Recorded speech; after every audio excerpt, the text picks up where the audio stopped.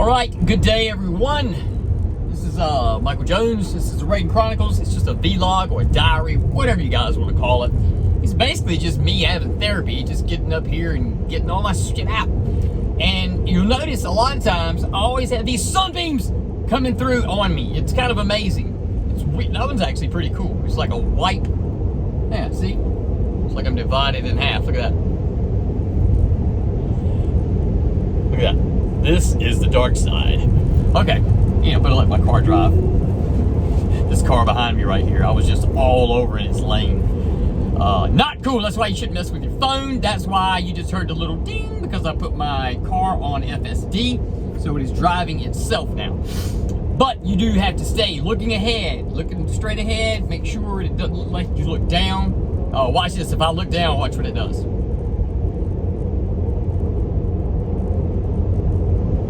Oh, now it's gonna embarrass me, and I'm getting scared. I don't like to look down for even that long. This is a straight road I'm on, so don't think I'm some lunatic just letting my car take some curvy road, me not watching. I am very attentive, very careful. I'm looking forward all the time. My feet are ready to hit the brakes. But I will say, like I've said in the past, Tesla is amazing. It's crazy. So anyway, good day. I am heading to Wilson to get a haircut. I am super shaggy, I feel. I mean, I know you guys are probably like, well, you got short hair. And I do, but, good Lord, the camera's shaking like crazy. But, it's shaggy for me. The size, I wear my size real short. And, right now, it's long. So, man, I don't know why this camera always shakes. I'm supposed to be a videographer, and I got a shaking camera. What's up with that? So, yeah, if you don't know, if it's like your first time tuning in, I do videography on a video production company. Rayden Media Productions or Rayden Video Productions. I'm back and forth with the name. I don't know where to go with that. If you got any tips, let me know. Also, I get up here and talk about struggles with my video company and my drone company. I also own a drone company. Just how to get more consistent work, how to land some clients that stay with me, that I can work with all the time. And then, the challenges always of trying to dig out what you want from people. And, the customers sometimes may think like, oh, and I've told you I wanted a video about this, but then sometimes you're faced with some options and you're like, look, well, we have this, how do you want to go with it? What's your vision? Because you got to get their idea at least, unless they just say, look, make it, and I don't care, but still, there's questions sometimes. So, you send those emails in, and you just can't. You're like, I need this tomorrow! And then you're like, all right, dude, remember us shooting this? Remember us like going out? You told me to grab some footage of this. I just need to know where that fit in. Where do you need it in the, like, do you need a separate video? Just details like that. And just nothing. So sometimes you work with some clients that are, I don't know what you say, kind of just closed. Their personality's a little more closed in. They're busy. They got their mind on a billion things, so they're working all the time. So it's my responsibility to figure out what's going on and ask questions and stuff like that. So, I don't know. If you know me and you know I live in Goldsboro, you might be like, Michael, why are you going to Wilson to get a haircut? And the reason I'm going to Wilson to get a haircut is because there's a guy named Mike there, Mike Temple. He's cut my hair since I was like 6. He's the only guy that seems to understand what I want in a haircut, even though my haircut to me seems so simple. But he just, I don't know, he knows my head better. Anytime I've ever gone, because there's been times in my life, light won't open or something, and I just took a chance. Went to, Sue Bob James over here and got a haircut at Fantastic Sam's, and it wasn't so fantastic. And man, I don't know what it is. I can't point it out. Just like when they get done, like, yep, it's not right. Like, you didn't do it right. So I don't know what. I guess you all will know when my barber Mike dies, because that's when my hair will start getting long, and I'll probably just let it go. I mean, nobody can cut my hair right, so I don't know. Let's talk about WWE for a second. My wife and our fans of WWE. Got PLE coming up this weekend, the Elimination Chamber. Man, there's so many things that they could do, really. It's kind of weird how they've left us in limbo, and they kind of, have a sharp direction of where they're going for WrestleMania 41. Yeah, it's kind of weird because by now usually we know like the two guys in it. Here they are. Here's their feud. Here's their story. Here's their, you know, and they would just take us right into WrestleMania. This year it's just like crazy. Like you don't know what's going to happen, and everybody knows the possibilities. You got Cena turning, possibility of Cody turning heel. I'm gonna go ahead and call it now. I think Cena's gonna turn, but sometimes too, when us wrestling fans, we'll screw that up because we'll blab on social media about what we think it is, and what's WWE and their writers, the whole world, and just like a general consensus, like, oh, this is the mass of what I'm seeing. If they are,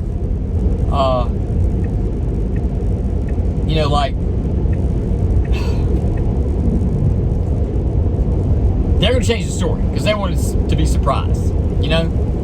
They want us to be surprised, so they're going to change the story, and we might mess it up. You know, now people are already saying, like, hey, wrestling fans messed up Cody and you guys messed up the Rock and Roman. But I don't know. It wasn't right for the story. We're not saying the match wasn't right. Sometimes those wrestlers, they try to jam stuff in, and we're like, dude, it ain't the match we not want to see, but it's just a story, like a story in there, you know? So, but I don't know. I'm calling Cena. I'm calling Cena and turning heel and going with The Rock. That's what I'm calling, because The Rock, Cena has never, Cena's never turned heel. So that's what I think is going to happen. But we'll see after WrestleMania. I don't know. Also, too, I talked about Nobody Wants This on Netflix. That's a great show. I just rewatched some shows, episodes last night. Very good show, man. Adam Brody, whatever that girl's name, I can't ever remember her name. Married to Dak Shepard. She's cool. But just good chemistry, good writing on that show. It's really cool. I dig that show. I'll be glad when they come out with season 2. And they are coming out with season 2. Man, this road must be like super shaky because me riding down, it's just shaking the mess out of this camera, and I don't get it. Because my camera is locked in on my little tripod. And it's just wiggling. I don't know. See, what else I want to talk about? So, when I had my heart attack like a year and a half ago, it's almost been 2 years. My first sign of it was we were eating.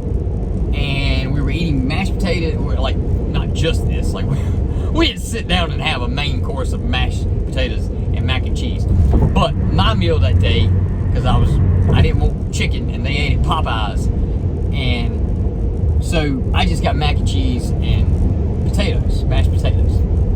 Well, my main symptom was we were sitting there eating, and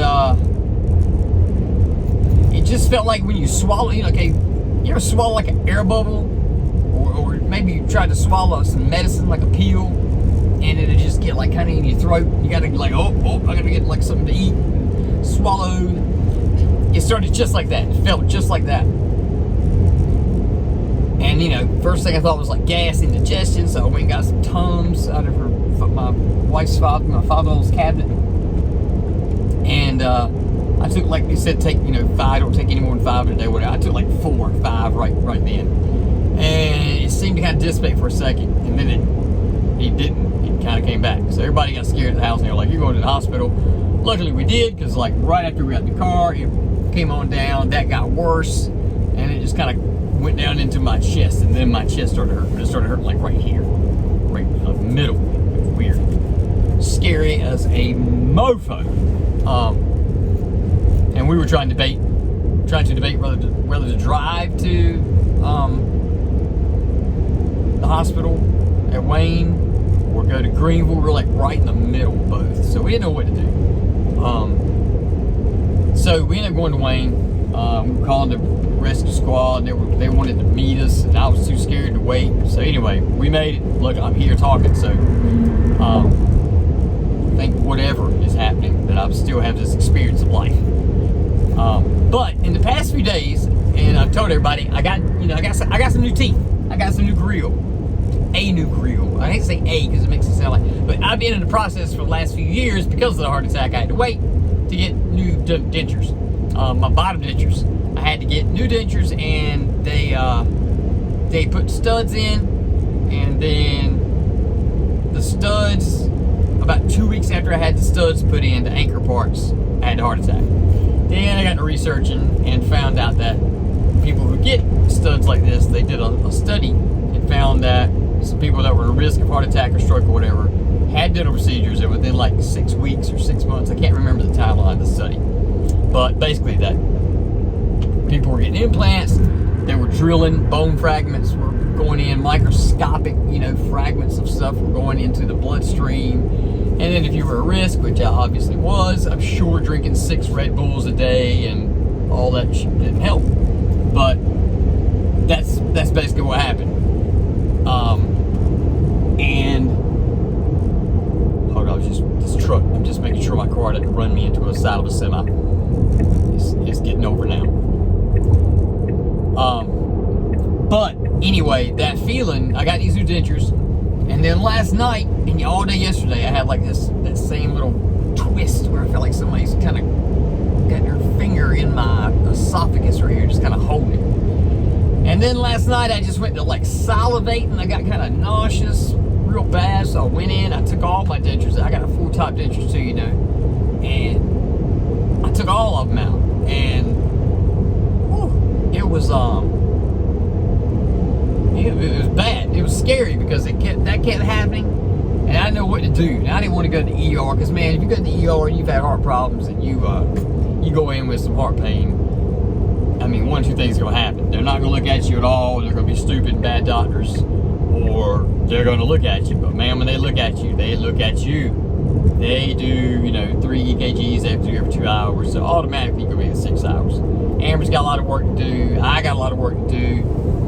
So I didn't want to chance it, man. So I just read about like new dentures and stuff like that in place can cause you to maybe just change in the way your mouth is with the new dentures and all that. And these new ones are weird because it's got the studs on them. Also though, I'm scared like a mug that it's been about 2 weeks since I had these bottom 7 teeth pulled. And they make you can't do any dental stuff right after your heart attack for that reason. You're kind of susceptible to it. So my doctors made me wait a year, or more than a year, since my heart attack before I got them pulled. He asked me, like, look, I know you don't like your bottom teeth, but if you could hold out a year, I would. So I was like, dude, say no more. Say no more, Dr. Adams. So I walked around with ugly bottom teeth, and then I got these new ones, and it is different. The change in my mouth is different. Maybe that was it. I don't know, because I hadn't been. Usually I sleep completely without them, but through this process, with the new ones, I've kind of been taking them out during the day, and then there's been some nights where I do sleep with them in. So I don't know. I don't know if this is because of the denture. I hope it's because of the dentures and not my heart again. And it almost makes me want to go to the doctor. But God, like I said, I mean, what else do? I mean, you want to get looked at. You want to get treated properly. So I mean, you got to understand that you're going to be in that ER for you're going to have to give up about a day. And last time they admitted me, and last time wasn't even, I would say, as intense as this. It was just, I was hurting in the chest or something. It just got in my head, whatever. So I went, but yeah, they admitted me that time. So I was in there for like 3 days. I'm not complaining. I'm just saying, try to weigh out whether you're gonna go. You got one heart. You kind of, man, it's a chancy thing. You feel like, man, am I holding my life up? I don't want to do this. I don't want to be out of work in the hospital and all this stuff. And then, man, so yeah, I told Amber that if this stays consistent or gets any worse, like today or, tomorrow morning or whatever, through the night, I'm probably going to end up taking that trip to the ER. And honestly, it'd be for nothing else but just satisfaction, peace of mind, or some, some peace of mind. But I've been checking my blood pressure. Blood pressure's cool. The blood pressure's completely cool. But the problem with that is that during my heart attack, my blood pressure was completely cool. It was like 135, 140 over something. Like, it wasn't anything crazy. So man, you know, when you check that, like you see a normal blood pressure, you kind of want to be like, oh, I'm cool. But then you find out, like, oh, it was normal during the heart attack. So maybe that doesn't really mean much. So I don't know. But anyway, I hope I get up here and keep making episodes. I hope this is my last episode. If I get through this, maybe it's just digit related. I don't know. I guess we have to see. We will keep pushing forward. Like I say, I'll go to the ER tonight if this gets any worse. But anyway, y'all hit this like and subscribe button. I'd be a weird guy to like, because it's just like, yeah, I just like hearing this guy talk about all his problems and his challenges in life and like his view on it. I don't really have anything exciting, and I'm probably not the best storyteller, but hell, subscribe to my channel, because why not? It's just a click down there, and it'll help me out. So for the general consensus of this show, just be a better person. Think about everything in life that you do, and try to make sure you're doing as good as you can, especially when it comes to friendships, relationships, and just relationships with other people. Be truthful with everybody. Be upfront with everybody. You don't have to be a dick all the time to be truthful. You know, like that's kind of the way they take it. But it's still out there, and if it's true, ain't really not a lot of people fight with it. So, all right, guys, believe in yourself. I always say that. Believe in yourself. Peace.